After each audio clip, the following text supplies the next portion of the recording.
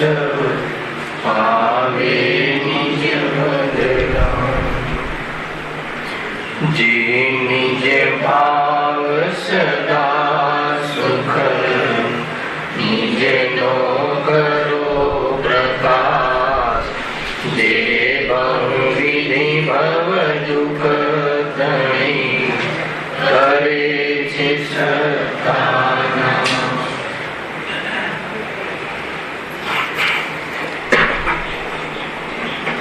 श्री मोक्षमार्ग प्रकाशक ग्रंथ से ત્રીજા અધિકાર ઉપર આપણે સ્વાધ્યાય ચાલી રહ્યો છે। પેજ નંબર 49 ત્યાંથી વિષય આગળ આપણે વિચારીશું।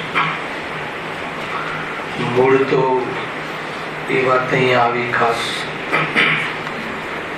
કે જ્ઞાનાવરણી દર્શનાવરણીય કર્મના ક્ષયક્ષમના નિમિત્તમાં જે જ્ઞાનનો ગાઢ થાય છે એ જ્ઞાનમાં બે કાર્ય સાંભળજો બરાબર। જ્ઞાનાવરણી અને દર્શનાવરણીય કર્મના ક્ષયક્ષમના નિમિત્તથી પર્યાયગત યોગ્યતાથી જે જ્ઞાનનો ગાઢ થાય છે એમાં બે કામ થાય છે।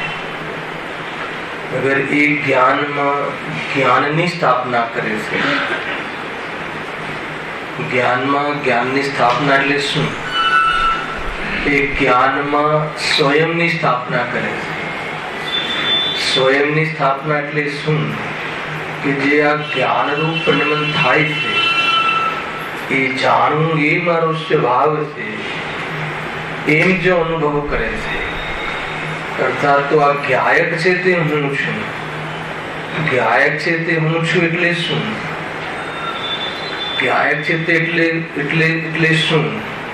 કે જે સદાકાલ છે, પરરૂપે થતો નથી, રાગાદિ જેમાં પ્રવેશ કરતા નથી। આજે આવ્યું ને પુણ્યનો પાપનો કુહાડો, એમાં પ્રવેશ કરતો નથી। કેવી રીતે ખબર પડી? જ્ઞાન પરિણમનનો સ્વીકાર કરવાથી। જ્ઞાને જાણ્યું ખરું રાગને, જેના લક્ષથી રાગ થાય છે તે પદાર્થને જ્ઞાનમાં એ આવ્યું, જ્ઞાન એ રૂપે થયું। જ્ઞાન એ રૂપે થયું નહીં એનો અર્થ કે જ્ઞાયક એવો ને એવો રહ્યો। એ રીતે કોઈ પણ કેવોથી સંબંધ સિદ્ધ ન કરતા એ જ્ઞાન માત્ર હું છું એમ અનુભવ કરે। કયું જ્ઞાનની વાત છે આ? જે ક્ષયક્ષમ થયું ને ઉઘાડ, એ જ્ઞાનમાં જે ઘેવ ઝલકે છે એની પ્રધાનતા ન ભાષે અને જાણ્યું એનો અહંકાર ન થાય અને જાણવાનો મારો સ્વભાવ છે સહજ જીવ માત્રનો, એમ હું પણ જીવ એમ જો અનુભવ કરે છે તો શું થાય છે? સમ્યક દર્શન। તો એને આત્મદર્શન કહેવાય છે, એને સત્ય દર્શન કહેવાય છે, એને સમ્યક દર્શન કહેવાય છે। બહુ સરસ છે। કયા જ્ઞાનની વાત છે? કે જે જ્ઞાન અત્યારે ક્યાં પ્રવર્તી રહ્યું છે? મોહની નોકરી કરી રહ્યું છે એ જ જ્ઞાન, બીજું કોઈ જ્ઞાન નથી આવવાનું ક્યાંયથી। જેને ઇન્દ્રિય જ્ઞાન કહ્યું છે એ જ જ્ઞાન। જ્ઞાન ઇન્દ્રિયના માધ્યમથી, ફરીથી જ્ઞાનાવરણીય દર્શનાવરણીય કર્મના ક્ષયક્ષમના નિમિત્તથી, ઇન્દ્રિયોના માધ્યમથી જે જાણવા રૂપે પ્રવર્તે છે એ જ્ઞાન। અગર જો એ જ્ઞાન કંડિશન થયા પુરુષાર્થ, અગર જો એ જ્ઞાનમાં જ્ઞાનની સ્થાપના કરે, વાત પતી ગઈ, ફિનિશ। જ્ઞાનની સ્થાપના કરે એટલે શું? જ્ઞાનમાં જ્ઞાનની સ્થાપના કરે એટલે જ્ઞાન એક જ્ઞાનમાં ઉપયોગ અને એક જ્ઞાનમાં સ્વયં, એક જ્ઞાનમાં સ્વયંની સ્થાપના કરે। અને સ્વયંની સ્થાપના કરે એટલે શું? ત્રિકાળ ધ્રુવ જ્ઞાયક। કેવી રીતે કરે? કે એને વેદ જ્ઞાનથી ખ્યાલ આવે છે કે આ જ્ઞાનમાં જે જાણવામાં આવ્યા, જે જણાયા એ તો જ્ઞાનમાં આવ્યા નહીં। નું જ્ઞાન થયું પણ માં રહ્યું અને જ્ઞાનમાં જ્ઞાન રહ્યું।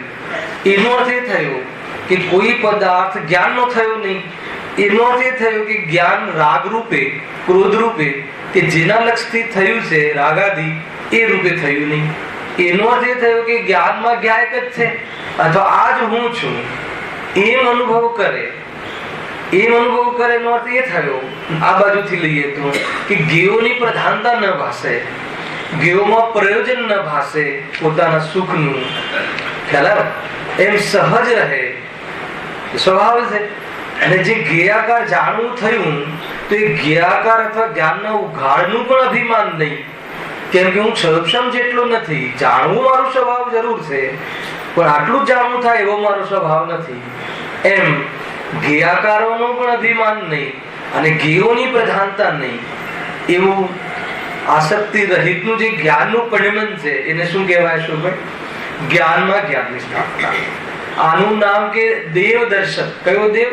ચૈતન્ય દેવ. આ ચૈતન્ય દેવ આવું છે, એવા જે દર્શન કર્યા એને આત્મદર્શન, સમ્યક દર્શન કહે છે. બરાબર છે? કેટલો ફરક છે! જો આ બાજુ ઝૂકે છે, ક્યાં બાજુ? સ્વયંમાં ઝૂકે છે. ઝૂકવામાં પણ શું કરવાનું છે? જેમ છે એમ અનુભવ કરવાનો છે. જો એમ અનુભવ કરે છે તો અનંત સિદ્ધોના દર્શન કરે છે. ખ્યાલ? અર્થાત તો એને પંચમ ગતિના દ્વાર ખુલે છે અથવા મોક્ષનો પ્રારંભ થાય છે. અને એ જ જ્ઞાન, જે ત્રીજો અધિકારમાં, એ જ જ્ઞાન. જ્ઞાન બીજું નથી આવતું. જ્ઞાન તો એક જ છે, બે જ્ઞાન નથી. એક અતિન્દ્રિય અને એક ઇન્દ્રિય, બે જ્ઞાન નથી. જ્ઞાન એક જ છે.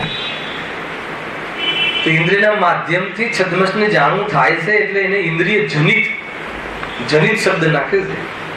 છેલ્લી બે લીટી હતી ને, ઇન્દ્રિય જનિત, એની વ્યાખ્યા કરવી.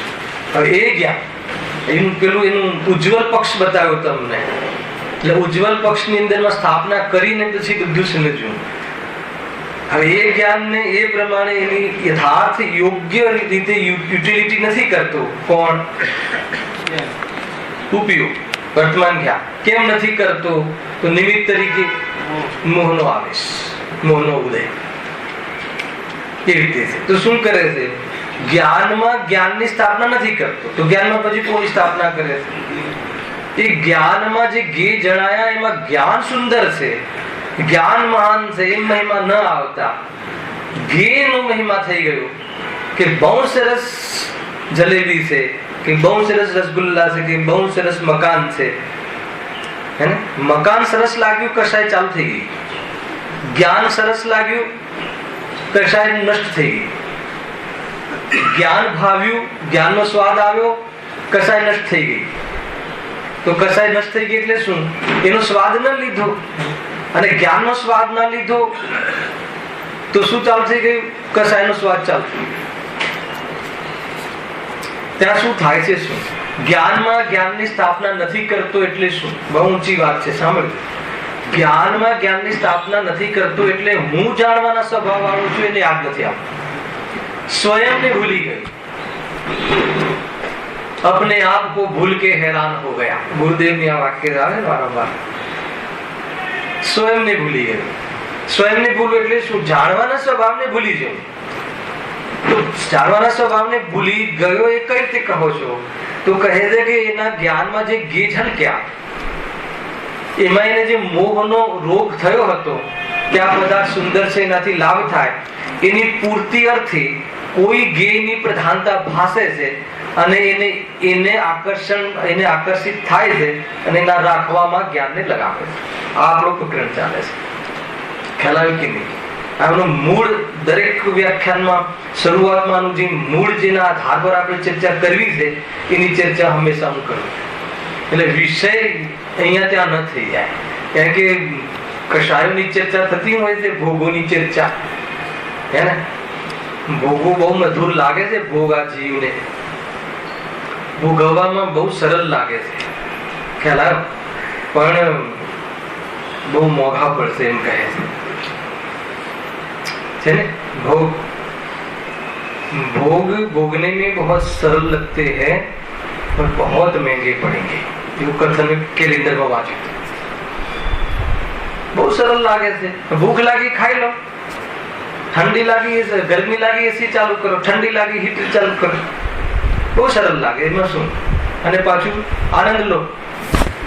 ભોગની સાથે આનંદનું સંબંધ છે. શામાંથી આનંદ લો? હીટર માંથી. શામાંથી આનંદ લો? એસી માંથી. આનંદ શામાંથી આવે છે? ખ્યાલ આવે? સ્વરૂપ વિપરીતતા. અને સ્વરૂપની પણ ખ્યાલ નથી કે આનંદ કોનું સ્વરૂપ છે. અને સ્વરૂપગ્રાહી જ્ઞાન છે આ બધા પ્રવચન સારના શબ્દો. આ જીવને સ્વરૂપગ્રાહી જ્ઞાન નથી એટલે ત્રણેય વિપરીતતા ચાલે છે. કારણ વિપરીતતા, હે ને, પછી કઈ છે ભેદાભેદ વિપરીતતા, સ્વરૂપ વિપરીતતા એક સાથે એ રીતે છે. શું વાત કરી નીતિમાં? ભોગ જે છે એને બહુ સરળ લાગે છે, સહેલા લાગે છે ભોગ ભોગવવા, એમ બહુ મોંઘા પડશે. ફટાક દઈને બસ ભૂખ લાગી, કેટલા વાગ્યા છે, રાત્રિ છે કે નહીં, શું બન્યું છે, ભક્ષ કે ભક્ષ, કાંઈ નહીં, ખાઈ લો, મજા. ખ્યાલ? ઉપલબ્ધિ પણ છે, પુણ્યનો ઉદય પણ છે, અને પાપ ભોગવવાના પરિણામ પણ છે, અને સ્વભાવને ભૂલ્યો પણ છે. મૂળ તો એ ભૂલ છે. આ કાર્ય સ્વભાવને ભૂલીને, રસની વાત છે, ક્રિયાની વાત નથી, ધ્યાન રાખજો. આ શ્રદ્ધા પ્રધાન કથનનું છે. કોઈ ક્રિયાઓ બંધ કરી દેવી ને ક્રિયાઓ ન કરવી ને એની વાત નથી. એમાં રસ પડે છે ને એના ઉપર તમે હાથ મૂકજો બરાબર. ને તો આ પછી કાલથી દુકાન જવાનું બંધ કરી દઈએ, કાલથી આ ના કરીએ, કાલથી ન ખાઈએ, કાલથી, એટલે એમાં શું કહેવા માંગે છે ખબર છે? કે એ બધું કરી શકું છું. પેલા તો એનું એમાં એટલી ઉપાધિતા. અને અહીંયા ક્યાં કહે છે કે તું કર યા ન કર, રાગ પ્રમાણ જોવા મળશે, પણ રસ ક્યાં છે તારો? એમાં રસ પડે છે ને જે એના ઉપર દ્રષ્ટિ કરવા જોઈએ. રસ એટલે અહીંયા શ્રદ્ધાજનિત ભૂલ છે. મજા આવે છે પરમાં, રાગમાં, કષાયોમાં, એની અહીંયા ચર્ચા ચાલે છે. એટલે શું થયું? જ્ઞાનમાં જ્ઞાનની સ્થાપના ન કરી એટલે જ્ઞાનને ભૂલી ગઈ. ત્યાંથી ચાલે છે મિથ્યાત્વના સ્વરૂપની ચર્ચા ચાલે છે. જ્ઞાન અને રાગ અને શરીરને ત્રણેયને એક માને છે ને ભૂલી ગઈ. એને એક વાર પણ યાદ નથી આવતું કે આત્માની ક્રિયા જાણવાની છે, કશાય કરવાની આત્માની ક્રિયા નથી, આત્માની સમ્યક ક્રિયા નથી. રાગનું પણ જાણવું થાય છે આત્મામાં, એવી જ્ઞાનની સ્વચ્છ નિર્મલ અને વાસ્તવમાં એવી જાતિની દિવ્યતા વાળું જ્ઞાન છે. એ આત્માનો સ્વભાવ છે, વાનગી છે. એ તો એને સ્વભાવને એ પ્રગટપણે અનુભવ કરે તો ગાયકની દૃષ્ટિ થઈ કહેવાય, નહીં તો ન કહેવાય. એ રીતે થોડીક દ્રવ્યાનુગની પ્રધાનતા રહે, દ્રવ્ય સ્વભાવની, એને લઈને આ ચર્ચા મેં અહીંયા છેડી છે. આજે જ્ઞાનમાં આગળ આવી જાઓ, આગળ પાછળ જગ્યા નથી, આગળ આવતા આગળ બહુ જગ્યા છે.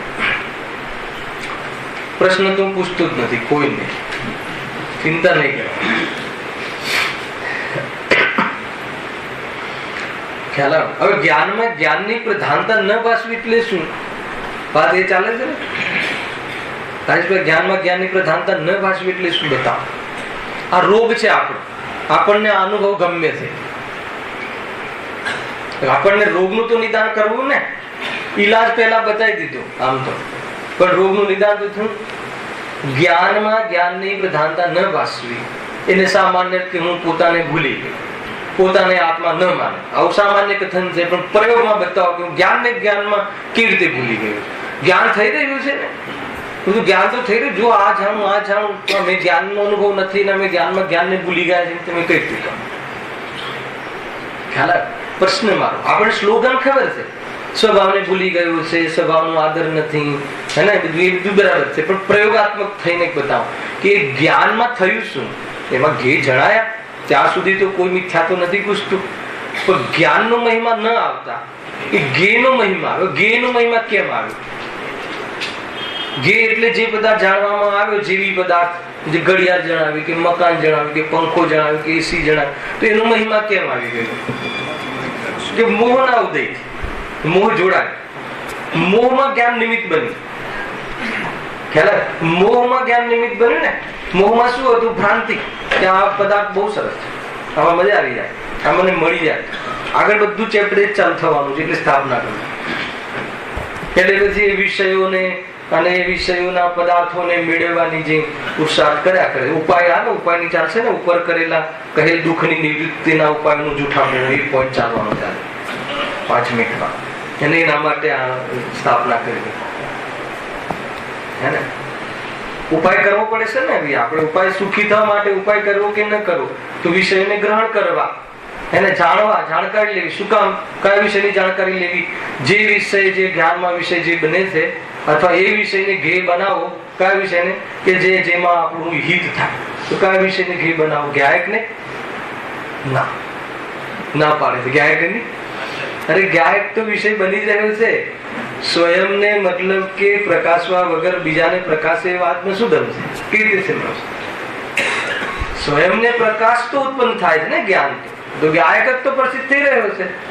એ જ્ઞાનનું તો પરિણમન છે. જ્ઞાનની તો વાનગી છે, એ જ તો જ્ઞાન છે. ગે બહારમાં કેવો છે એ રીતે થોડી જ્ઞાન થાય છે. જ્ઞાન તો પોતાની યોગ્યતા રૂપે પરિણમન કરે. ગે તો લાલ છે ને જ્ઞાન પીળાનું થાય છે. એટલે એ જ્ઞાન ગાયકનું છે, ગેનું નથી. એમ પણ અર્થ નીકળે. સ્વતંત્રતા બતાવી છે. ખ્યાલ કઈ પ્રકારે સિદ્ધિ થાય છે જ્ઞાન ગાયકમાં અથવા જ્ઞાનમાં? જ્ઞાન જ છે. તો આપણને શું લાગે છે? જ્ઞાનમાં ગે આવી ગયો ને, ભાષા છે. પણ જ્ઞાનમાં ગે આવી ગયો એટલે મારું ભાષું, એનું નામ કે જ્ઞાનમાં ગે આવી ગયું. પેલી શાસ્ત્રીય ભાષા છે ને, જ્ઞાનમાં ગે આવી ગયા, અજ્ઞાની એમ લાગે છે. આવી ગયા એટલે શું? આવી ગયા એટલે કે એક થઈ ગયા કે મારું ભાષું કરે. મારું ભાષું એટલે શું ખબર છે? લાભદાયી ભાષું, ઈષ્ટ ભાષું. આ શબ્દો મૂકેલા છે. તો એ હવે એમાં શું થયું? થયું તું જ્ઞાન, પણ એ ભૂલી ગયો. અને ઈષ્ટ ભાષું, જ્યાં પદાર્થ ઈષ્ટ ભાષ્યો કે કોઈ પદાર્થ અનિષ્ટ ભાષ્યો, સમજી લેવું કે ગાયકને ભૂલ્યો. ખ્યાલ આવે છે કે નહીં? આ રીતે એમના મિથ્યા દર્શન. પેલા નામ હતું આત્મદર્શન. જ્ઞાનમાં કોની સ્થાપના કરી? અને અજ્ઞાનની. જ્ઞાનમાં ગેનો પ્રભાવ થવો, ગેમાં પ્રયોજનની ભાષિત થવું, એનું નામ કે જ્ઞાનમાં અજ્ઞાનનો અનુભવ થયો. જ્ઞાન અજ્ઞાન રૂપેમાં એક શબ્દ અહીંયા લીધો હતો. ગે મિશ્રિત જ્ઞાન, રાગ મિશ્રિત જ્ઞાન ચાલી રહ્યું છે. જેમ મોહ કહે એમ જ્ઞાન અનુભવ કરે છે. જેમ છે એમ અનુભવ નથી કરતું જ્ઞાન, એટલા માટે અજ્ઞાન. હવે એના માટે શું કરે છે એની ચર્ચા આપણે અહીંયા લીધી છે. છેલ્લી 2 લીટી વાંચીને આગળનું અનુસંધાન કરીએ છીએ. એ પ્રમાણે જ્ઞાનાવરણ દર્શનાવરણના ક્ષમથી થયેલું ઇન્દ્રિયજનિત જ્ઞાન છે તે, અને આપણે ઉજ્જવલ પક્ષ બી લીધું તે. આ બીજો પક્ષ લીધો એ કયો આવ્યો? મિથ્યા દર્શન આદિકના નિમિત્તથી ઈચ્છા સહિત બની દુઃખનું કારણ થયું છે. ગજબ છે. દુઃખનું કારણ કયું છે? કે જે સ્વભાવ છે એને ક્યાં લગાડી દીધું છે? મોહમાં લગાવી દીધું છે. એટલા માટે અજ્ઞાન છે. જ્ઞાનનું અજ્ઞાનપણામાં મિથ્યાત્વનું મહત્વ છે. કોઈ મિથ્યાત્વને લઈને જ્ઞાનને અજ્ઞાન કહેવાય છે. બાકી જ્ઞાનમાં અજ્ઞાનતા કઈ હોય? જાણવાનું સ્વરૂપ છે. એ રીતે કહે છે. બે જ વાત આવે ને કે જો એક જ્ઞાનમાં જ્ઞાનની સ્થાપના કરે છે સમ્યક દર્શન, અને એક ભેદ જ્ઞાનના બલથી ત્યાં લેવું, અને ત્યાં ભેદ જ્ઞાનના બલથી, શાસ્ત્રના માધ્યમથી, વેદ જ્ઞાનના બલથી આત્માનો આશ્રય કરી લે છે. આત્માનો આશ્રય કરી લે છે એટલે શું? કે જાણવું એ મારું સ્વરૂપ છે, સ્વાદ આવે છે. એ સ્વાદ આવે છે એટલે ઘેની આસક્તિ અથવા ઘે તરફનું જે પક્ષ હતો, લક્ષ્ય હતો, એ બધું લક્ષ પક્ષ છોડીને પ્રત્યક્ષ થઈ જાય છે જીવને જ્ઞાન. ખ્યાલ આવે છે કે નહીં? આ રીતે આત્માની અનુભૂતિ થાય છે. બહુ શબ્દોમાં વર્ણન કરી રહ્યા છે આપણે. બાકી આત્માની અનુભૂતિ તો અનુભવથી જ ખ્યાલમાં આવે. છતાં જેટલું શબ્દોમાં સંભાવ છે એને એટલું જેટલું બતાવ્યું શાસ્ત્રમાં, એ રીતે અહીંયા કહેવામાં આવે છે. તે મિથ્યાદર્શન આદિકના નિમિત્તથી ઈચ્છા સહિત બની દુઃખનું કારણ થયું છે. હવે દુઃખ દૂર થવાનો ઉપાય આ જીવ કેવો કરે છે તે કહીએ છીએ. ઉપાય કેવી રીતે કરે છે? ઉપાય ક્યાં કરશે? વિષય ગ્રહણ કરીને. આ વાત ધ્યાન. વિષય ગ્રહણ કરીને એમાં 2 અર્થ લેવાશે. એક તો જાણવા રૂપે ગ્રહણ કરવું અને ભોગવવા માટે જાણવું. એ રીતે ઇન્દ્રિયના વિષયોને જાણવા રૂપે ગ્રહણ કરી અને ભોગવવા માટે એની સન્મુખતા અને એના સંપર્કમાં રહેવાની જે વૃત્તિ છે એને લઈને આ જીવ પ્રયાસો કર્યા કરે છે. અને એ પ્રયાસો જૂઠા છે એમ સિદ્ધિ કરશે અને જો એ જૂઠા છે એમ તને અનુભવમાં આવે તો પછી સાચો ઉપાય શું છે એનો પુરુષાર્થ જાગૃત થશે. એવી જાતની ચર્ચા છે. જો ઇન્દ્રિયો વડે વિષયોનું ગ્રહણ થતા મારી ઈચ્છા પૂર્ણ થશે એમ જાણી પ્રથમ તો નાના પ્રકારના ભોજન આદિકો વડે ઇન્દ્રિયોને પ્રબલ કરે છે. ખ્યાલ આવ્યો આ વાતનો? આપણે શાના માટે કરીએ છીએ? સુખી થવાના જૂઠા ઉપાયો. આ હેડિંગ છે. સુખી થવાના જૂઠા ઉપાયો. અજ્ઞાની સુખી થવાના જૂઠા ઉપાયો કરે છે. કોણ કરે છે? શું કહ્યા? અજ્ઞાની. આપણે નહીં. ખ્યાલ આવ્યો? સુખી થવાના જૂઠા ઉપાય. સુખી કેવી રીતે થવા માંગે છે? પેલા માને છે શું? હે ને?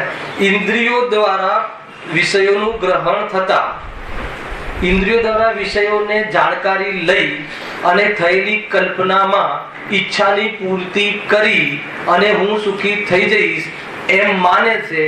એટલે આ ઇન્દ્રિયોને પણ પ્રબલ કરવા અર્થે ઇન્દ્રિયોને ભોજન આદિથી પ્રબલ કરવાની પ્રવૃત્તિ કરે છે. એના 5 ઇન્દ્રિયો છે ને, 5 ઇન્દ્રિયોને પ્રબલ કરવાની વાત ચાલે છે ને, કે જેના માધ્યમથી ભોગ ભોગવવામાં યોગ્યતા બની રહે, ભોગ ભોગવવાનું સામર્થ્ય બની રહે એટલા માટે લખ્યું. જો પ્રથમ તો નાના પ્રકારના ભોજન આદિકો વડે ઇન્દ્રિયોને પ્રબલ કરે. ઇન્દ્રિયોને પ્રબલ કેમ કરે? કેમ કે ઇન્દ્રિયો દ્વારા ગ્રહણ કરવાની ઈચ્છાની પૂર્તિ થાય. અને આ ભ્રમ ક્યાંથી થઈ ગયો? કે ઇન્દ્રિયો દ્વારા સંસારમાં છદ્મસને ઇન્દ્રિયો દ્વારા જાણવું થાય છે. આ વાત ક્યાંથી આવી હતી? મિથ્યાત્વના સ્વરૂપમાં પહેલાથી આવી હતી. ખ્યાલ આવ્યો? પહેલી લીટી વાંચો. મિથ્યા દર્શન આદિથી જીવને સ્વપ્નનો વિવેક થઈ શકતો નથી. ત્યાંથી આ વાત આવી હતી. ત્યાંથી આ વાતનું કનેક્શન ચાલે છે કે પોતે તો એક આત્મા છે અને મનુષ્યાદિ પર્યાય રૂપે ઉપજે છે, તો સંયોગમાં અનંત પરમાણુ વાળું શરીર મળે છે. આત્મામાં જાણવું દેખવું થાય છે અને રાગાદિ વિભાવ પણ થાય છે. શરીરમાં સ્પર્શાદિથી એનું પટલું જાણવું થાય છે. અને એ ઇન્દ્રિયો એ શરીરના અંગ છે, આત્માના અંગ નથી. વાત એટલી છે ખાલી ત્યાં એટલું નિમિત્ત નૈમિત્તિક કાર્ય થાય છે. જ્ઞાની અજ્ઞાનીનો ભેદ ન કરવા છતાં એટલું જ નિમિત્ત નૈમિત્તિક જ્ઞાન થાય. એ નિમિત્ત નૈમિત્તિક સંબંધ ઉભો છે કે ઇન્દ્રિયોના માધ્યમથી જાણવું. ઇન્દ્રિયો ચાહે જ્ઞાન હોય તો એ ઇન્દ્રિયોના માધ્યમથી જાણવું થાય છે. જાણવું થાય છે આત્માના સ્વભાવમાંથી ઉત્પન્ન થાય છે, પણ અવલંબન લઈ અને પદાર્થ સંબંધી એ બોધ કરે છે. બરાબર છે? તો હવે અજ્ઞાની કેવી રીતે થઈ જાય છે? કે એને એ ભૂલી ગયો છે કે જાણવું મારામાંથી થાય છે, એમ જાણે છે કે જાણવું ઇન્દ્રિયોમાંથી થાય છે. બરાબર છે? એટલે એટલા માટે ઇન્દ્રિયોને શું કરવા મથે છે? પ્રબલ કરવા મથે છે. એક તો એ આપણે આંખને બરાબર શું કામ બરાબર રાખવા માટે બધી પ્રયાસો કરીએ છીએ. જેવી લીલોતરી હરી જે પણ પાલક બાલક ખાઈને, શાના માટે? કે આંખ, ઘણા લોકો ઘાસ પર ચાલે. કેમ? ઘાસ પર ચાલવાથી શું થાય? આંખ બરાબર થઈ જાય હે ને, ગુરુદેવનું કાળજું બળી જાય.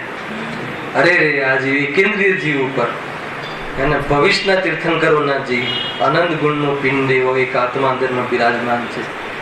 જળ આંખોને એને જેના માધ્યમથી આત્મા તો દેખાતો નથી, એને સુખની કઈ વિષય વાસનાના સુખની પૂર્તિ કરવા અર્થે આંખને બરાબર રાખવા માટે અનંત જીવોની હિંસા થાય એવી જાતિની પ્રવૃત્તિ કરે છે.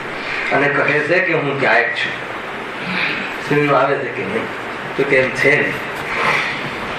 આખું વાત બદલાઈ જાય, ખડક દે જાય.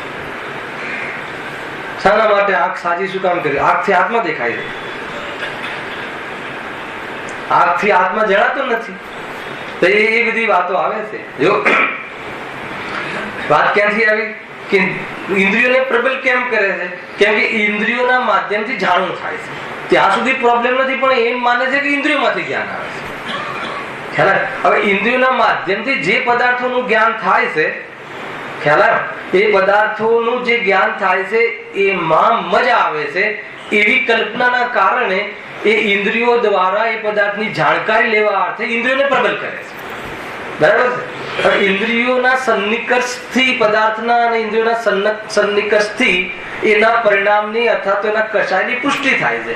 એટલા માટે વિષય અને વિષય ગ્રહણ કરવામાં નિમિત્ત એવી ઇન્દ્રિયો એને પ્રબલ કરવા અર્થે અને વિષયોને ગ્રહણ કરવા અર્થે અનેક પ્રકારના પાપ રચે છે. આ એ આખું પ્રકરણ ચાલે. એમાં સૌથી પહેલા ઇન્દ્રિયોને મતલબ કે ભોગ ભોગવવાની શક્તિ વધે, હે ને.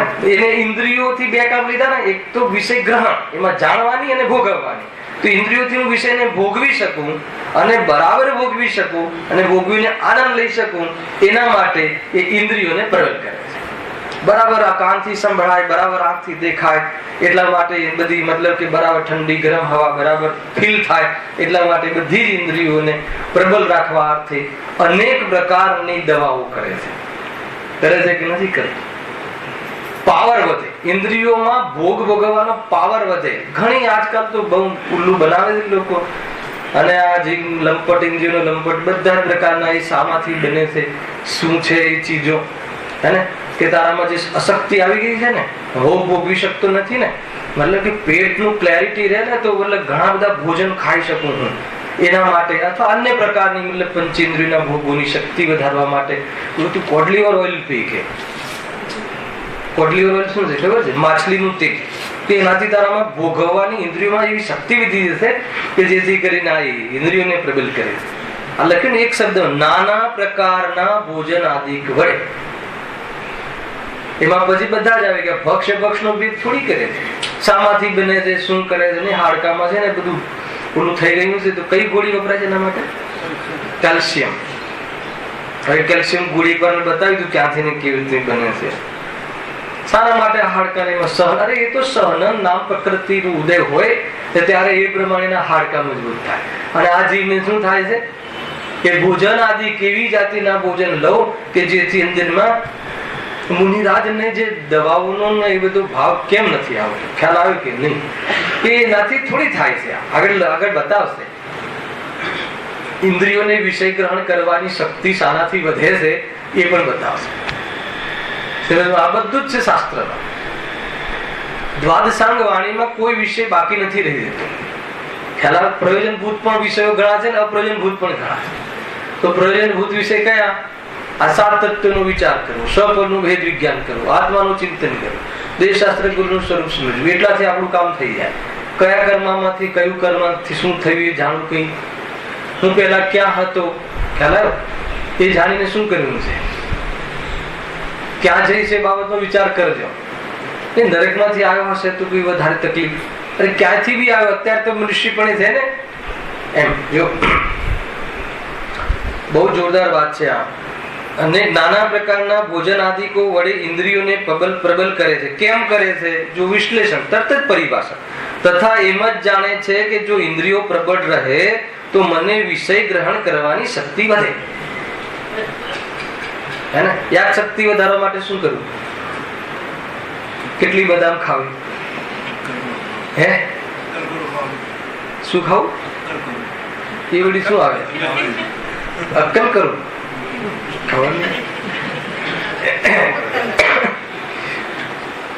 જ્ઞાન વધારવા માટે અનાજથી જ્ઞાન વધે, બદામથી જ્ઞાન વધે. તો બધા કરોડપતિના છોકરાઓ બહુ જ્ઞાનવાન થઈ જાય. અને જેને મતલબ બદામ જોઈ જ નથી અને એને તો જ્ઞાન જ નહીં વધે, એવા છોકરાઓ નંબર 1 લઈને આવે છે. બહુ મતલબ જ્ઞાનનું જે વિકાસનું અહીંયા કોઈ અહીંયા લખ્યું ને, જો ઇન્દ્રિયો પ્રબળ રહે તો મને વિષય ગ્રહણ કરવાની શક્તિ વધે. આ જીવને વિષય ગ્રહણ કરવાની ઈચ્છા છે ને, એમાં સુખ માને છે. બાહ્ય સામગ્રી મેળવવા અને એ બાહ્ય સામગ્રીનો ભોગ કરવું અને ઇન્દ્રિયો દ્વારા ભોગ કરવું અને એના માટે જાણકારી વધારવા માટે જ્ઞાન વધારવું, બધું એના માટે પ્રયાસ કરે. આ જીવ છે. ખરેખર તો એક કષાય, જ્ઞાની કષાયને વેદે છે, પદાર્થને થોડી વેદે છે. એ બતાવો કે 600 રૂપિયાની અમેરિકન બદામ આવતી છે કદાચ, અને બીજી કઈ બદામ આવે છે? માવરો. એ કેટલા રૂપિયાની આવે? તો બંને બદામમાં કઈ બદામમાં વધારે રસ આવે? બતાવો તમને, અહીંયા બતાવો. અમે 3000 વાળી બદામ ખાઈએ છીએ, એનો રસ વધારે આવે છે, બદામનો રસ કોઈને નથી આવતો. ખ્યાલ આવે તમને? અને એટલા માટે એ 3000 એટલા માટે રૂપિયા કમાય અને એ 3000 ના ભાવની બદામનો સંપર્ક સંયોગમાં લાવવા માટે જીવન લગાવે અને એ પછી સાને ભોગવે? બદામને. અમે 3000 ની બદામ ખાઈએ છીએ.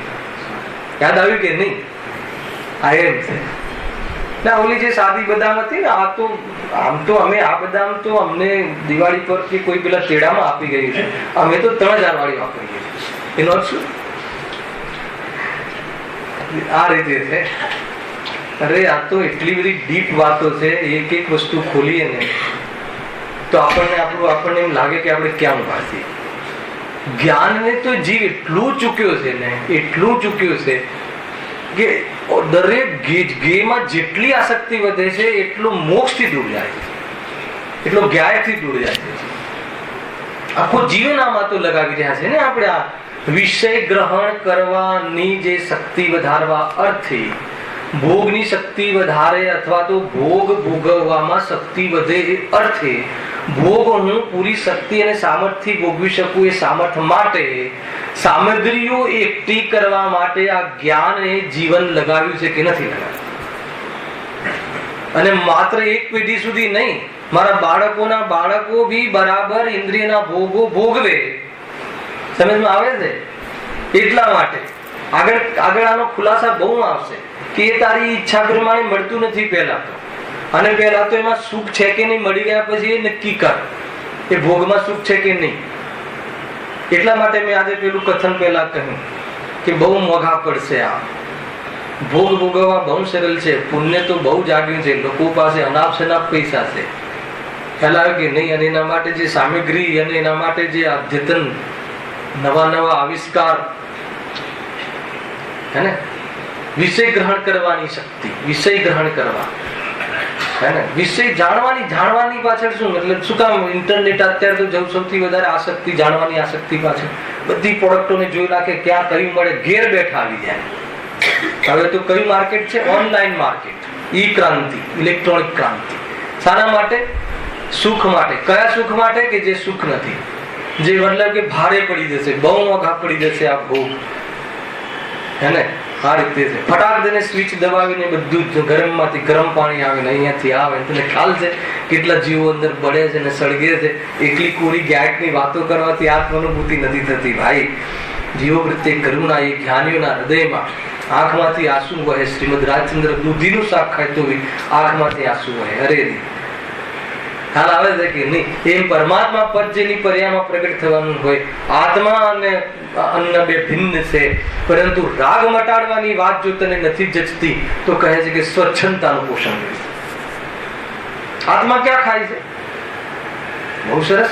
આત્મા ક્યાં ખાય છે તો પછી રાગ વ્યર્થ લાગવો જોઈએ ને. આત્મા ક્યાં ખાય છે? આત્મા તો ખાતો જ નથી. એમ કરીને તું રાગનું પોષણ કરે છે તો બસ ફાક્યા કરે રાત્રિમાં ને દિવસમાં, ને શું ફાકે ભગવાન જાણે. તો કહે છે કે એમ નથી. એટલા માટે કાલે રાત્રિમાં આ વિષય લીધો હતો ભાઈ. ત્યાં સ્વપ્નના ભેદ વિજ્ઞાનમાં એકલું સ્વપ્નના ભેદ વિજ્ઞાન 7 તત્વોનું તું જ્ઞાન કર કે રાગ મટાડવા યોગ્ય છે, રાગ પેદા ના થવો જોઈએ. એ રીતે સ્વપ્નનું ભેદ વિજ્ઞાન કરીને આત્મામાં આહાર નથી, આત્મા ખાઈ શકતો નથી, એ લઈને ખાવાનો ભાવ છે એ તારે શું કામ કરવું છે? એ માટે છે. ખાવું જોઈએ એ માટે નથી, એ સ્વચ્છંદ નથી. બરાબર જીતુભાઈ? પકડમાં આવે છે વાત? બહુ જોરદાર વાત છે. આ વાત જે કહે ને ઇન્દ્રિયોને પ્રબળ કરવા અર્થે શાના માટે? કે ભોગ ભોગવવામાં બરાબર મતલબ કે ગુરુદેવે તો લખ્યું પરિચયમાં ગુંદર પાક, શાલમ પાક. શું કામ ખાય? બરાબર એને આખું વર્ષ દુકાનમાં થડે બરાબર ટટ્ટા થઈને બેસી શકે, કમર ઝૂકી ના જાય, અને ત્યાંથી 5 ઇન્દ્રિયના વિષયોની સામગ્રી માટે ધન કમાય હે ને. એટલે બરાબર આને મેથીના લાડવા ખવડાવો શિયાળામાં કે જેથી બાકીના 8 મહિના બરાબર મજૂરી કરે. આના માટે બહુ પાપ થઈ રહ્યા છે, બહુ પાપ. જે પાપનો સ્વભાવમાં ભાવ છે, એ પાપનો મહિમા આવે તો કહે છે કે કેવી રીતે સ્વરૂપની વાતો એને ગમે. વાત મહિમાની છે, વાત પાપની નથી. તને ગમે છે કશાયો ગમે છે, પાપ ગમે છે, પાપ ભાવ ગમે છે, પાપ કાર્યોમાં આનંદ માને છે. રૌદ્ર ધ્યાન, એકલું રૌદ્ર ધ્યાન છે. જો ઇન્દ્રિયો પ્રબળ રહે તો મને વિષય ગ્રહણ કરવાની શક્તિ વધે. અને ઇન્દ્રિયોને કેમ અહીંયા પ્રબળ કરે છે કે એનાથી શું ગ્રહણ કરવાની શક્તિ વધે? ભોગવવાની શક્તિ વધે. ને ઇન્દ્રિયો દ્વારા પર પદાર્થોમાં જે કલ્પના કરી છે એને ભોગવવાની શક્તિ વધે. તેમાં અનેક બાહ્ય કારણોની જરૂર હોવાથી તેનું નિમિત્ત મેળવે છે. શું કહે? અનેક બાહ્ય કારણોની જરૂર હોવાથી. કોને જરૂર છે? અનેક બાહ્ય કારણની જરૂર છે એટલે એનું નિમિત્ત મેળવવા પ્રયાસ કરે છે. ઇન્દ્રિયોને સરખી રાખવા માટે, મતલબ કે બરાબર શરીર રહે તો શિયાળામાં માલિશ કરાવડાવે કે ના કરાવે એ કહે છે. બાહ્ય બધી જ વસ્તુની જરૂર પડે. જે પણ કાંઈ કરે છે ઇન્દ્રિય ગ્રહણ કરવા માટે, ઇન્દ્રિયમાં અથવા ઇન્દ્રિયો દ્વારા ભોગ શક્તિ એની વધે, જળવાઈ રહે એટલા માટે એ બાહ્ય સામગ્રીને એકઠી કરે. ગજબ છે. આખી દુનિયામાં આપણે બધામાં લાગે છે કે નથી લાગે? ખરેખર જબરજસ્ત આપણને ગુરુદેવ શ્રીએ જબરજસ્ત તત્વ સોંપ્યું છે, આપ્યું છે. એવા જીવો પણ, એવા આપણે લોકો પણ આ બાહ્ય સામગ્રી એકઠી કરવા અને એની પાછળ એ ઉદ્દેશ કે એનાથી ઇન્દ્રિયોનો ભોગ અને બરાબર ભોગવી શકીએ અને ભોગવવા પાછળ એમાં આનંદ આવી શકે એને લઈને આપણે આપણું જીવન વિતાવી રહ્યા છે કે નથી વિતાવી રહ્યા? કલાક બે કલાક અહીંયા આપણને હળવું લાગે કે વાત તો સાચી છે, એને આખો ચમત્કાર બતાવી દીધો કે સ્વરૂપમાં કોઈ બહારનો રાગ કે સુખ આદિ તો બહારમાં છે જ નહીં. એને એ વાત એટલી ગમે, એમ લાગે કે બરાબર આ તો નિર્વાહ થવાની વાતો છે, પરંતુ જીવનના પગથિયા બહાર ઉતર્યા પહેલા અને બધી આ જ કાર્ય કરીએ છે ને વિષયોને. જો બાહ્ય કારણની જરૂર હોવાથી તેનું નિમિત્ત મેળવે, નિમિત્ત તરીકે ભલે એનાથી નથી થતું પણ એની હાજરીમાં તો થાય છે ને, એનું અવલંબન લઈને તો થાય છે. સ્વાદ એમાંથી તો આવે છે કે નહીં? તો એના માટે સામગ્રી ઊંચામાં ઊંચી ચીજો લઈ આવે. સિઝનલ ના હોય તો શોધી આવે, હલાવે કે નહીં, ક્યાં મળે છે ને શું મળે છે. દોષ લાગે છે. સિઝનલ ફ્રૂટ ખાઈએ ને તો દોષ ઓછો છે, અને સિઝન સિવાયના ફ્રૂટમાં અભક્ષનો દોષ લાગે. જોરદાર વાત છે. રાગ એ સૌથી મોટો દોષ છે અને એમાં મને આનંદ આવે છે, એ મિથ્યાત્વનો દોષ છે. અને એને લઈ અને પાપરૂપ પ્રવૃત્તિ કરે છે એ તો દોષ જ દોષ છે. એ રીતે દોષ થાય. મૂળ વાત અહીંયા છે વિષય ગ્રહણ કરવાની શક્તિ વધે અને એને બાહ્ય કારણોની જરૂર હોવાથી તેનું નિમિત્ત મેળવે છે. જો પોતાને સન્મુખ થયેલા વિષયોને ઇન્દ્રિયો ગ્રહણ કરી શકે છે અને તેથી અનેક બાહ્ય ઉપાયો વડે વિષયોનો અને ઇન્દ્રિયોનો સંયોગ મેળવે છે. ખ્યાલ? દરેક એક મજા આવે છે. એક ઇન્દ્રિયના સંયોગ બહારમાં. એક તો ઇન્દ્રિયો, જો ફરીથી વાત, બહુ સુંદર કથન છે, જોરદાર ભાવ નીકળશે. પોતાને સન્મુખ થયેલા વિષયોને ઇન્દ્રિય ગ્રહણ કરી શકે છે. આ તો સ્વરૂપ છે. ઇન્દ્રિય વિષયને ક્યારે જાણી શકે છે? એને સન્મુખ હોય તો એ પહેલા લીધું છે કે આપણે કોઈ દ્રશ્ય જોવું હોય તો એ ચક્ષુ ઇન્દ્રિયના માધ્યમથી એનું સન્નિકર્ષ થવું જોઈએ. તો એ ગ્રહણ, એ રીતે ગ્રહણ કરવાની પદ્ધતિ છે એક. અને પછી એનાથી શું પાછું શાના માટે? એ તો ભૂલવાનું નહીં. એ જોઈ અને એમાંથી મને સુખ મળે છે, આનંદ આવે છે. એટલા માટે શું કરે છે? અનેક બાહ્ય ઉપાયો વડે. આ બાહ્ય ઉપાય કયા કરે? કાઢી લીધું તો અનેક કષ્ટ વેઠીને. બીજા કયા ઉપાયો કરે છે? પાપો કરીને, જૂઠું બોલીને, કષાયો કરીને. આ કયો પુરુષાર્થ કહેવાય? ઉલટો પુરુષાર્થ, સંસારનો પુરુષાર્થ. પ્રયત્ન તો કરે છે ને, પ્રયત્ન કરવો પડે કે ના કરવો પડે? પ્રયત્નથી મળે છે પણ કરે છે પ્રયત્ન. પ્રયત્નથી મળતું નથી છતાં બાહ્ય અનેક ઉપાયો વડે, છલ કરવું પડે તો છલ, કપટ જે કરવું પડે એના વડે વિષયોને અને ઇન્દ્રિયોનો સંયોગ મેળવે.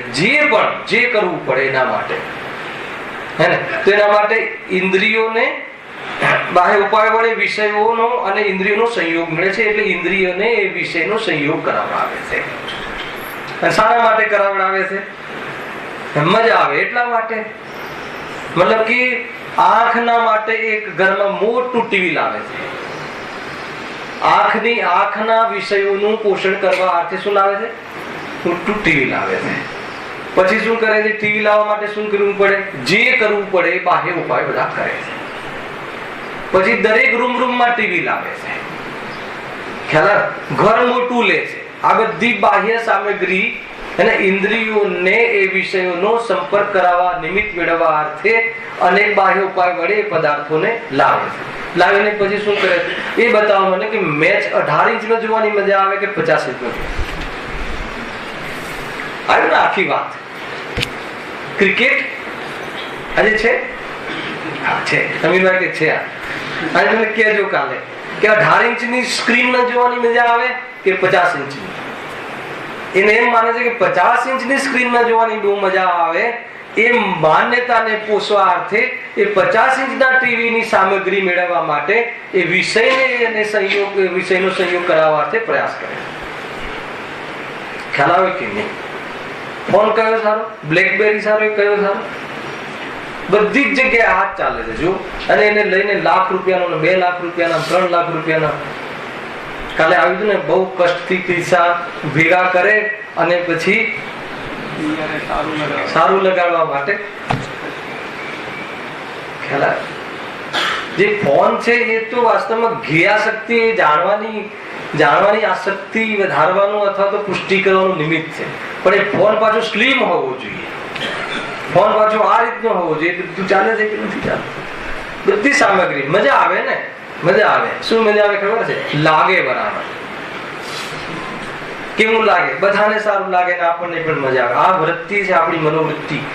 આત્મકલ્યાણ કરવું હોય તો આ બધી દૃષ્ટિઓ જ્યાં સુધી હશે ત્યાં સુધી આત્મકલ્યાણ નહીં થાય. બસ એ પોષણ કરે છે ફર્સ્ટ ક્લાસ. મતલબ ત્યાં લોનાવાલા કે ખંડાલા જાય તો ત્યાં ફર્સ્ટ ક્લાસ મતલબ કે ઝરણામાં, વહેતા ઝરણામાં ફોટો પડાવે અને પછી મોટી ફ્રેમમાં બધી, અને પછી જ્યાં ગુરુદેવનો ફોટો લગાવવો જોઈએ તો ઘરમાં એની જગ્યાએ મોટો ફોટો લગાવે અને જોઈને શું કરે? આંખનો વિષય બનાવીને એ સ્મરણમાં એક છે ને ઓલું કઈ ભોગે જો ભોગ પહેલે ન હોવે ઉનકા સ્મરણ છે ને, સમાધિ ક્યાં છે? દિન રાત મેરે સ્વામી માં છે. જે પૂર્વમાં ભોગ ભોગવ્યા હોય ને પછી એનું સ્મરણ કરવા અર્થે, મનનો વિષય બનાવવા અર્થે આંખના માધ્યમથી ચિત્ર રાખે, બરાબર ભૂલી ના જવાય એટલે. અને પછી યાદ કરીને વિષયોને ભોગ કરે છે. શાનો ભોગ કરે છે? કલ્પનામાં. ગજબ છે જો, બહુ જોરદાર વાત છે ભાઈ.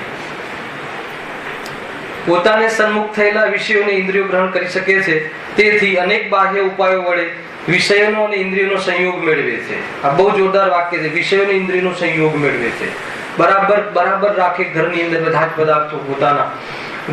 કર્ણેન્દ્રના વિષયો જબરજસ્ત, નવામાં નવી જેવી MP3 ને જે પણ નવી સિસ્ટમ આવી હોય એ સિસ્ટમ, બારીકમાં બારીક અંદરનો અવાજ જે બી કહેતા આપણને ખ્યાલ નથી. એમાં અનેક પ્રકારનો આ ટ્યુન બરાબર અવાજ જુદું સંભળાય અને કાનના માધ્યમથી બરાબર એનો આનંદ લઈ શકાય. શાનો આનંદ લઈ શકાય? એના માટે એ બધી સામગ્રીને મેળવે છે.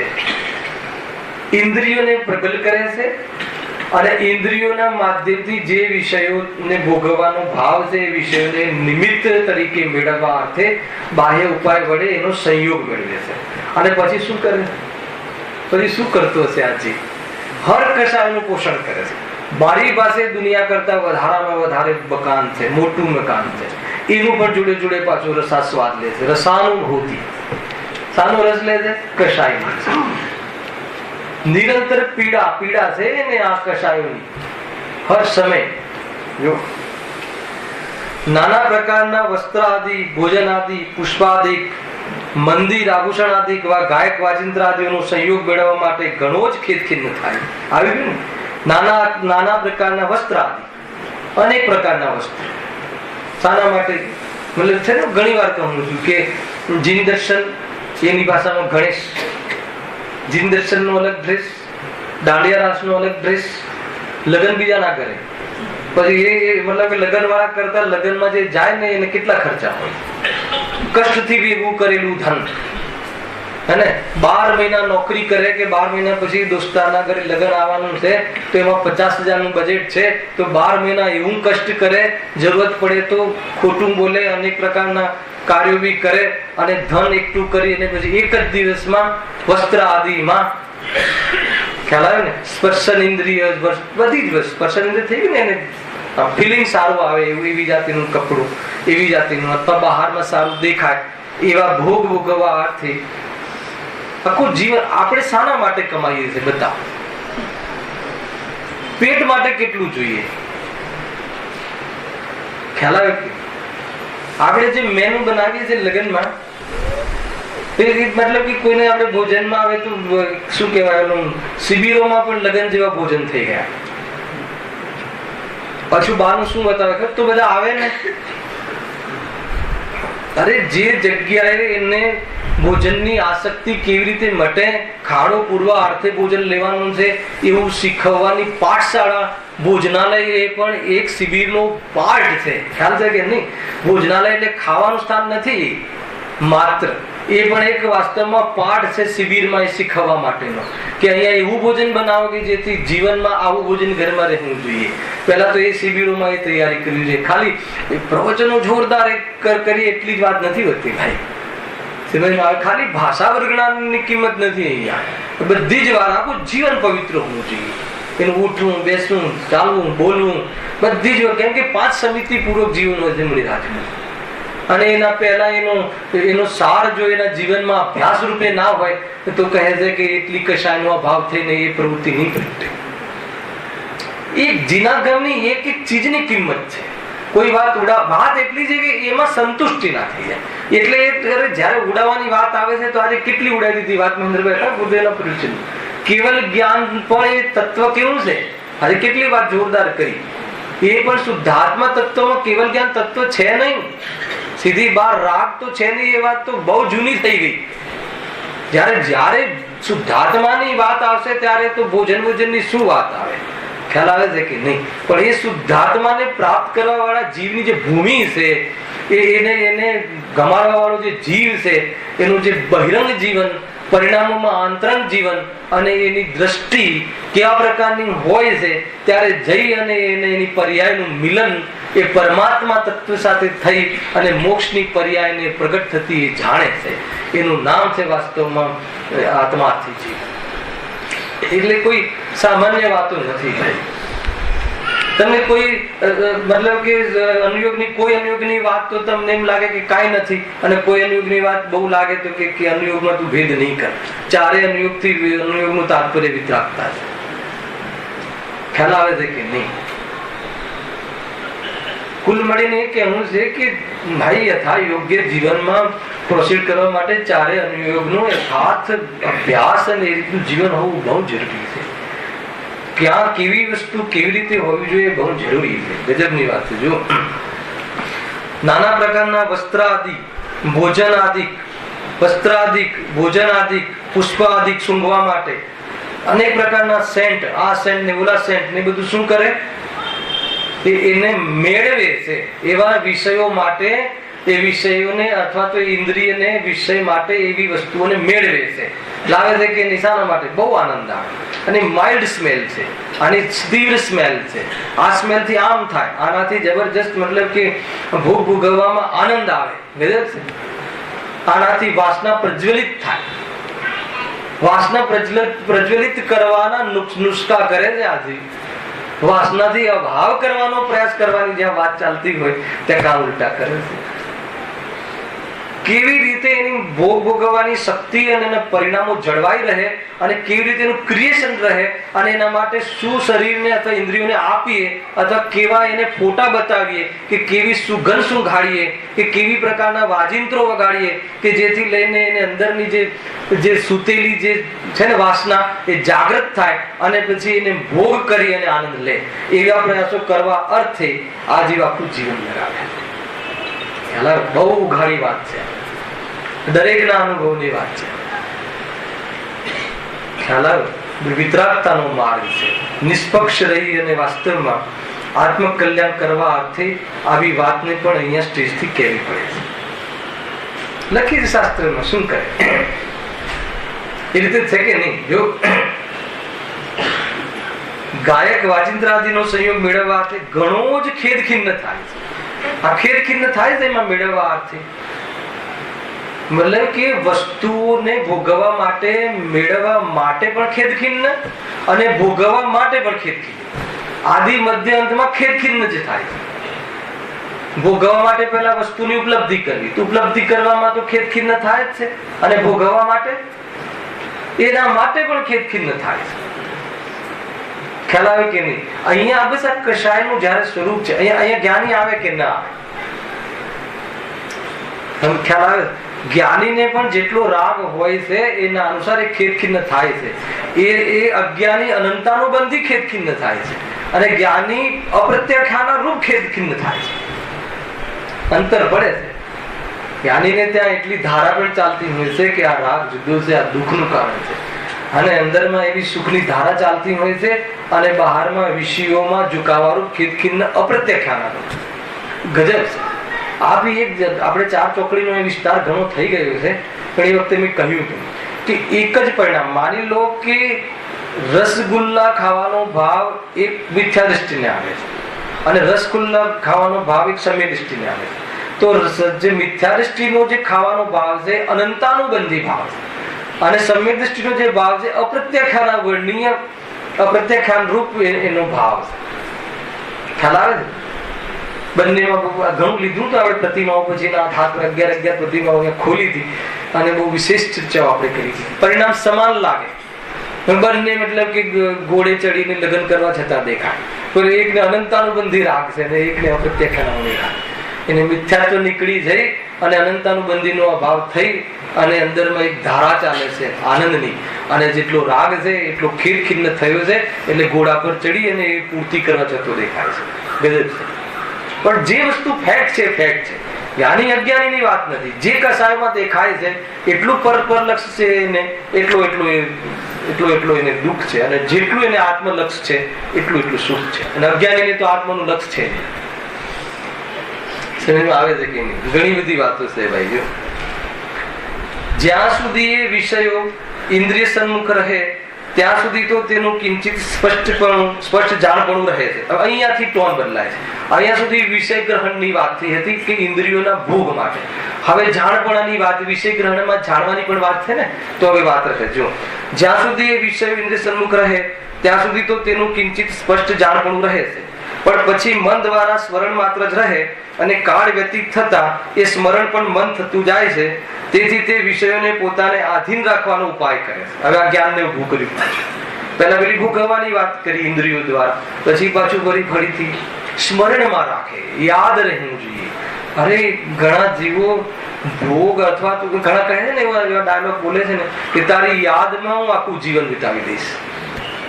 એ યાદ છે, પણ સ્મરણ માત્રમાં, ભોગના અને એવી ભાવનાઓના સ્મરણ માત્રમાં. કેમ કે પદાર્થોની જે બી છે એનું સ્મરણ કેટલું રહે? તો સ્મરણ શક્તિ તો ઘણી ઓછી છે. એમ કહે છે તો વિષયોને પોતાને આધીન રાખવાનું. ફરીથી બોલું છું, જો જ્યાં સુધી વિષયો ઇન્દ્રિય સન્મુખ રહે ત્યાં સુધી તો તેનું કિંચિત સ્પષ્ટ જાણપણું રહે છે. જ્યાં સુધીમાં પ્રોસીડ રહે, ઉપયુક્ત જાણપણું રહે છે, પણ પછી મન દ્વારા સ્મરણ માત્ર જ રહે છે. પછી મનમાં સ્મરણ માત્ર રહે છે. કાળ વ્યતીત થતા તે સ્મરણ પણ મન થતું જાય છે. આ જ્ઞાનનું સ્વરૂપ. સ્મરણ પણ ભૂલી જવાય છે, ઘણું ભૂલી જવાય છે. તો ભૂલી જવાય એટલે યાદ રાખવા માટે પછી ઘણા પ્રકારના ઉપાય કરવા પડે. હમણાં લગભગ હું પ્રેમ દિશેશ્વર મેસાનું પ્રવચન સાંભળતું હતું ગુરુદેવનું, તો એમાં એમને આ વાત એમના માટે ખોલી કે કોઈ ગ્રંથ લઈને કંઈક બતાવવા ગયા કે કોઈ સમેસારનો કે કોઈ નિયમ સારા ગ્રંથની કોઈ વાત આ ગાથામાં પણ છે, એમ કરીને ગાથા આમ કાઢી, હે ને, મતલબ કે એ રીતે લાગ્યો આપણે ગાથા કાઢી. પછી વાંચ્યું કે અહીંયા પછી એક વસ્તુ બોલ્યા કે આ ગ્રંથ છે ને એ ઓલો નિશાની વાળો ગ્રંથ નથી, એમ બોલ્યા હે ને, એટલે શોધવું જોવું જરા તકલીફ પડે છે, એમ કહ્યું. એટલે એમનો જે પોતાનો જે સ્વાધ્યાયનો ગ્રંથ રહેતો ને પૂરો ચિતરી નાખતા, નિશાનીઓ એમાં ટોપ એમાં નોટ્સ કરતા, એટલું જોરદાર સ્વાધ્યાય, સામાન્ય સ્વાધ્યાય નહીં. એને આપણે તો આપણો ગ્રંથ હોતો જ નથી. મંદિરોમાં એટલા સમૃદ્ધ થઈ ગયા એને કે ફટાફટ 1000 ગ્રંથ આપી દે કોઈ પણ. મુકુંદભાઈ ચલો 1000 ગ્રંથ મારા તરફ. પોતાની ચોપડી હોવી જોઈએ, દરેક વ્યક્તિ પાસે લઈને આવવું જોઈએ, પોતાની નોટ્સ હોવી જોઈએ, પોતાનું માર્કિંગ હોવું જોઈએ. અહીંયા કોઈ વાત તમને થોડી ક્લિક થઈ તો ત્યાં નોટ્સ હોવી જોઈએ. ખરેખર એ રીતે સ્વાધ્યાયનું દરેકે દરેક માટે પોતાનો એક ગ્રંથ હોવો, પોતપોતાનો ગ્રંથ હોવો. પોતાનો રૂમ અલગ, પોતાના કપડા અલગ, પોતાનું બાથરૂમ અલગ, તો પોતાનો ગ્રંથ અલગ કેમ નહીં? કેમ નહીં? એટલું બધું પ્રમાદ શાના માટે? એ ખરેખર જ્ઞાનથી ગરીબ છે, પૈસાથી ભલે સમૃદ્ધ હોય. પોતાની કોપી હોવી જોઈએ, એના માટે એમ જબરજસ્ત રીતે હોવી જોઈએ. ખરા મુનિ દશા થશે ત્યારે એને એ વખતે ખાલી પીછી કમંડા. પછી શાસ્ત્રનું પણ એકાદ શાસ્ત્ર હોય પણ અધિકાર નહીં, જ્યાં હોય ત્યાં મૂકીને જતા રહે, કોઈ લે તો પણ એના પર અધિકાર નહીં. એ વાત અલગ છે ભાઈ, તો બહુ ઊંચી પૂજ્ય અવસ્થા છે. સ્વયં અંદરમાં અર્હત દ્રવ્ય અર્થાત શુદ્ધ કેવલી છે. પૂરા દ્વાદશાંગનો સાર ઝલકે છે. સ્વરૂપમાં જઈને પંચપરમિષ્ઠિને નમસ્કાર કરે છે. બાહ્ય વ્યવહાર નમસ્કાર તો મળે, ન મળે તો ન મળે, એવું એમનું આવશ્યક હોય. એને રોજ મંદિરમાં જઈ અને દર્શન કરવા એવું આવશ્યક એમને નથી હોતું. સ્વયં પંચપરમિષ્ઠિમાં વિરાજમાન છે. નમો લો એ સર્વ સામૂહિક, બહુ ઊંચી હસ્તી છે. ખ્યાલ આવે છે કે નહીં? ક્યાંથી વાત નીકળી? હા,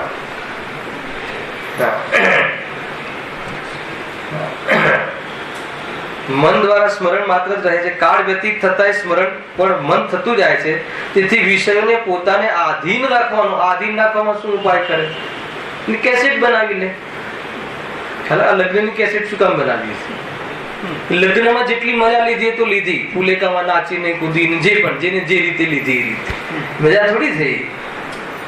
બહુ મોંઘું પડશે, યાદ રાખજો. એમ કહ્યું છે અહીંયા, ભોગ ભોગવવા સરળ લાગે છે પણ એ બહુ મોંઘા પડશે, બહુ મોંઘા પડશે.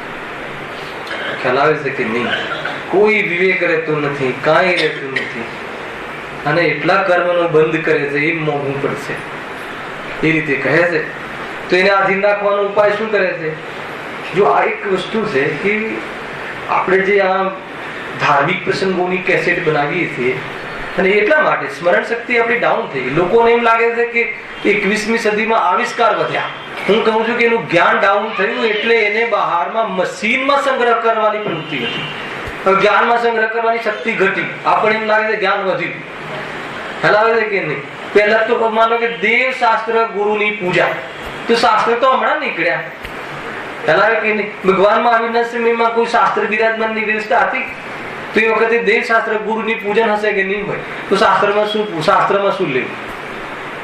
ખ્યાલ આવે કે નહીં? તો આ દ્વાદશાંગનો સાર એ વખતે આ બધી એટલી બધી મેમરી હતી રાજેશભાઈ કે કોઈ યાદ જ રહી જાય ફટાક દઈને. ત્યાંથી બોલે એટલે બધા જીવોને એવી મેમરીમાં રહી જાય.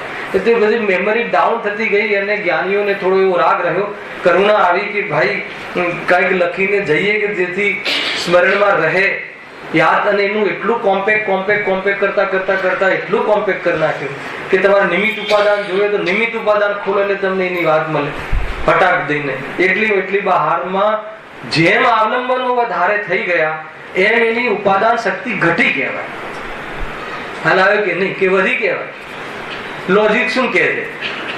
દુનિયા કહે છે આગળ વધી. શાસ્ત્રના આધારે કે ન્યાયથી જોઈએ તો કે જીવ પછાત થતો ગયો, જ્ઞાનમાં પછાત થતો ગયો, ભાવોમાં પછાત થતો ગયો, ધર્મમાં પછાત થતો ગયો, વિશુદ્ધિમાં પછાત થતો ગયો, હર ચીજમાં પછાત થતો ગયો.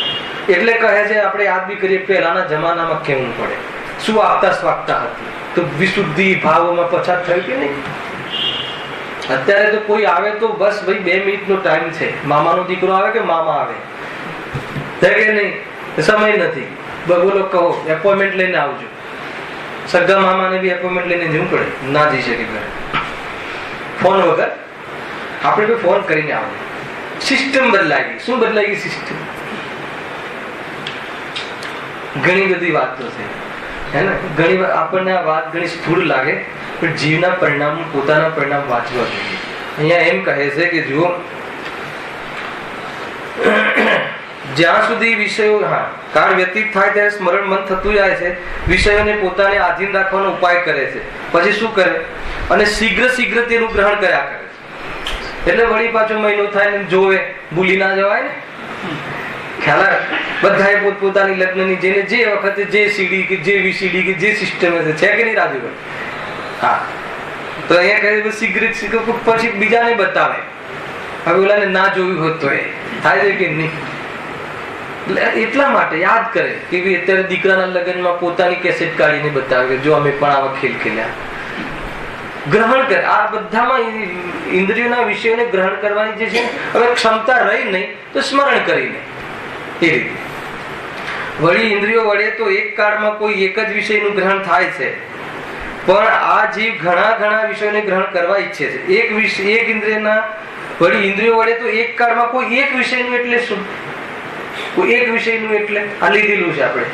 એક ઇન્દ્રિય એક ખિડકીના વિષયોનું, એક સંખ્યામાં નહીં. અત્યારે મને 500 માણસ કે 200 માણસ દેખાય છે આંખના માધ્યમથી, તો એક ઇન્દ્રિયના માધ્યમથી એક ઇન્દ્રિયનો વિષય. અને આંખનો વિષય બને ત્યારે કાનનો વિષય ના બને. એટલું ફાસ્ટ ફરે છે એટલે આપણને ભેદ પડતો. આમાં પણ અધ્યાત્મમાં તો વિષય કેટલા, દુનિયામાં વિષય કેટલા બતાવો. મને દુનિયામાં 2 જ વિષય દેખાય. કયા? એક સ્વ અને એક પર. આ રીતે અધ્યાત્મ આ રીતે કહે કે જ્યારે પરમાં ઉપયોગ લાગેલો રહે ત્યારે સ્વમાં ઉપયોગ હોતો નથી. એક સમયમાં છદ્મસને એકમાં જ ઉપયોગ લાગેલો રહે. તો જ્યારે સ્વને જાણે ત્યારે પરને ન જાણે, તો પછી જ્ઞાની જ્યારે પરને જાણે ત્યારે સ્વને ન જાણે. તો એટલા માટે એક શબ્દ મૂકે ઉપયોગ રૂપ. જ્યારે જ્ઞાનીનો ઉપયોગ પરના લક્ષમાં થઈને જાણતો હોય છે ત્યારે ઉપયોગ રૂપ સ્વમાં નથી, એ વાત પાકી છે. પણ લબ્ધ રૂપે કે ધારણા રૂપે જે શબ્દ વપરાતા હોય એમાં એટલે સ્વનું જ્ઞાન જરૂર હોય. કોઈ કે ગૌણપણે એ અલગ વિષય છે, ખ્યાલ આવે, પણ એને સ્વનું જ્ઞાન જરૂર હોય. અને દ્રષ્ટિમાં મુખ્ય ગૌણ નથી હોતું. દ્રષ્ટિ તો હંમેશા બનેલી રહે છે પ્રતીતિ. પરંતુ માની લો કે કોઈ આચાર્ય કુંકુમ દેવનો ઉપયોગ એ સંસારમાં લાગેલો હોય ત્યારે આત્મામાં ઉપયોગ હોય કે ના? બતાવો. 100% ના હોય, ઉપયોગ રૂપે ના હોય. ક્યાં કે છદ્મસના ઉપયોગની તાકાત જ નથી. ખ્યાલ આવે? એક સમયમાં એક જ વિષય બને ઉપયોગ, કાં તો સ્વ કાં તો પર, ઉપયોગ રૂપથી. અનુભૂતિમાં પ્રતીતિ રૂપ, પરિણતિ રૂપ, ગૌણપણે અર્થાત તો લબ્ધ રૂપે, ધારણા રૂપે સ્વનું જ્ઞાન પણ હોય છે. અને ઉપયોગ સ્વમાં હોય ત્યારે પરમાં ના હોય, એ તો ફટાક દઈને.